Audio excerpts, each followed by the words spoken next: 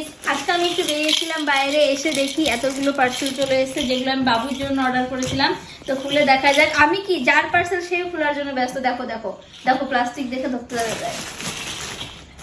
তুমি এটা দিয়ে খেলো পাপা। হ্যাঁ তোমার এটা তুমি খুলবে। হ্যাঁ খোলো খোলো, আনবক্সিং করবে। তো আমি ঝটপট করে বের করে দিই কি আছে ভিতরে। তোমারই তো জিনিস, তোমার জিনিস তো কেউ নেবে না তো বাবা। তার ভিতরে তোমার প্যাম্পাসটা আসছে তো। হ্যাঁ, এক বস্তা প্যাম্পাস। চলো, এটা তো রেগুলার ইউজের। আর এবার কি, এটা খুলি কমিয়ে এতটা প্যাক করা। ছিঁড়ে ফেললো না, কি আছে?